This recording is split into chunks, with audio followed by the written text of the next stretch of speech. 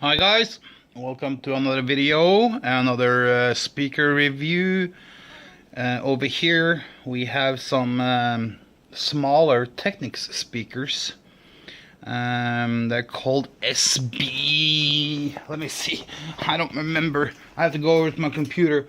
SB-CR33. These. SB-CR33. Let me take the speaker grill off of them so you can take a look at what we have behind. What's hiding behind. There we go. Two ways. SB-CR33. Yes, I know. Paper cone tweeter. Not the greatest. I know. The thing is, though, I have had these now for 3 weeks. And I've been running some tests on them for about a week and a half. Well, basically since I got them on and off. And I've been testing them up against different other type of speakers here. And I have to say that I am pleasantly surprised, and surprised in a very positive direction about these speakers. I have to say, when I got them, I did not have very high expectations about them, or I didn't have any big like, oh yeah, these are gonna sound good, because they're typical Japanese speakers from the 80s, I believe. So when I started playing on them, I was like, huh, this sounds rather good to be that type of speaker. Don't get me wrong, it's not in the class of Advent over here, or the Altex that I have, the Altex speakers that I have down on the floor here, or even, it's not even close to the Cerwin Vegas, the HED line that I have over here, or the big Technics speakers here. But they for sure plays way better than the Sonys that I have there, and they play way better than the freaking JBLs that I have up there, which is the JBL 2800, which has been a terrible letdown. And so these Technics plays way better than the JBLs up there. And they also play better than the Bose 601 Series 2, in my mind. What is the positive about these? Well, I have to say that I like the low end. For the size of the speaker, it has a nice low end. It has a nice bass. Sometimes, it depends on the music and the song choice, of course. Sometimes I feel that it kind of can maybe be supplemented with a subwoofer. But other songs, it feels like it has plenty of bass, and you don't need a subwoofer. So it's a little bit what you play, what kind of music you play. The mid-range, I think, is good for the type of speaker. Of course, I've heard better, but you have to kind of take into consideration the cost of these speakers. These can be probably had, I looked it up, and I have posted these for sales for like, a little bit optimistically, but I posted them for $199. Of course, that is negotiable. In my store, you always have to list them a little bit higher, so when people come in, because people will always haggle on the price. So if I listed it for what I want for them, people would have haggled anyway. So start a little bit high. Do I expect to get $199 out of them? Hell no. But you could probably get them for somewhere between 100 and 150 bucks somewhere. That's probably where they will sell. These are in very, very nice condition. The cabinets and the vinyl is in very, very nice condition. The drivers are in very nice condition. There's no foam rot or anything like that. No big nicks and dents and scratches on the cabinet. So the speakers are in very good condition. So, and the sound is to me very surprising. The only thing is, I really don't like the paper cone tweeters, because it's more or less like a mid-range and a tweeter in one. and since it's a two-way, maybe it loses a little bit of definition in the top end and the high frequency range. And that's the only little drawback that I can really say about them. But overall, it's a very good speaker for the money. If you are on a low budget, let's say you are looking for speakers in the $100, $150 range, and you don't want to lug around some huge ass heavy type of thing speaker, then these are a very good alternative. I really have to say that Technics kind of hit the nail on the head with these ones. They have a good size. They are not too small, they're not too big, they're kind of like in the middle, they're mid-sized speakers. They can be considered to be like kind of like bookshelves, but they're also big enough to maybe stand on some stands. And they can also be standing on the floor if you want to.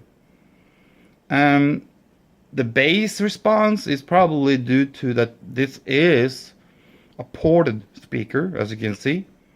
So it gets a little bit of a help there.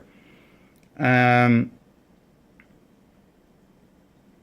have to say that I have now tested 2 pairs of Technics over the last month and a half, 2 months.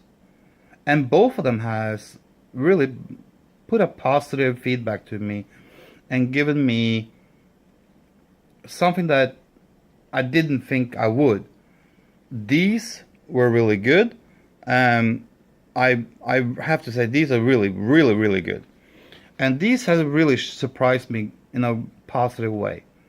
So maybe, because I haven't really paid attention to Technics in the past when it comes to speakers.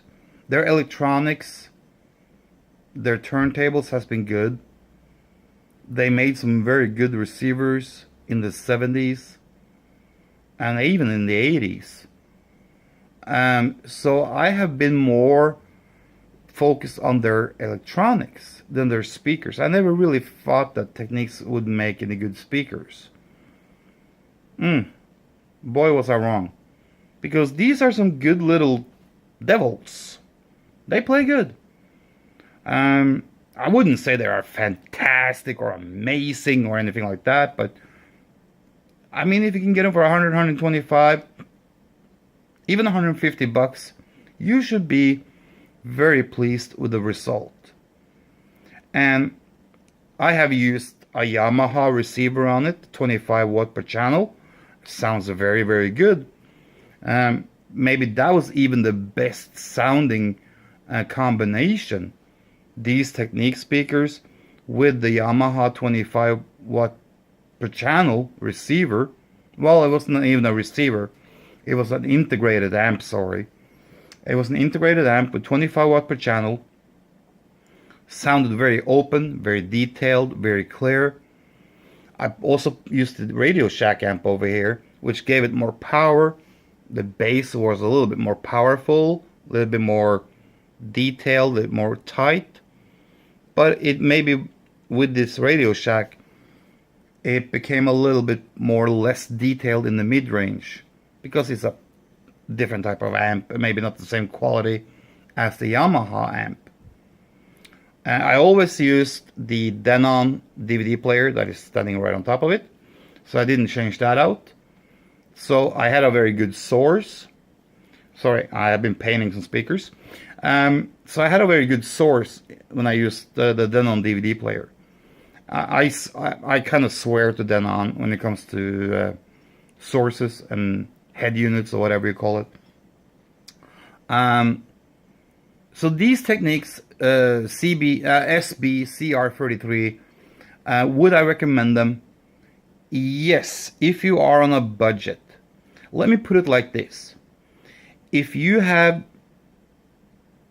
a choice, let's say you are in the market for speakers, and you go on Craigslist or Facebook or any local sales sites, and you're looking for speakers, you will most likely find all these cheaper brands and all these stereo rack speaker pairs like Pioneer, Sony, even Technics, and some other brands.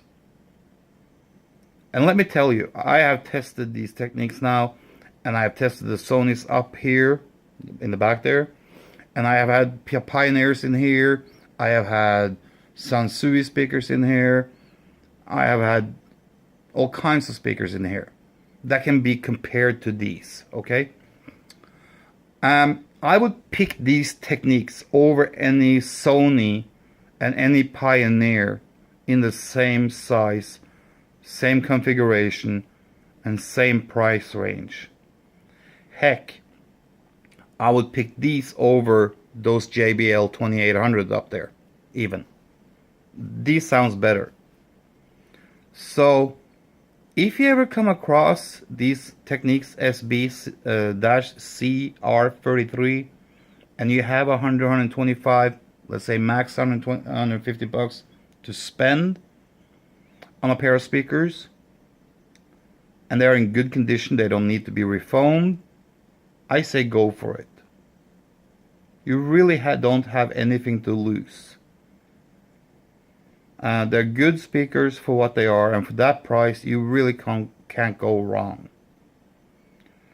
And let me tell you, the sound in these I think is better than the sound in these Sonys, and these Sonys are 3-ways. Sorry. Yeah, I know. These are having an 8-inch woofer. This has a 10-inch. But these are 2-ways. These are 3-ways. This has a dome tweeter. This is a paper cone tweeter, mid-range combination, and still they sound better.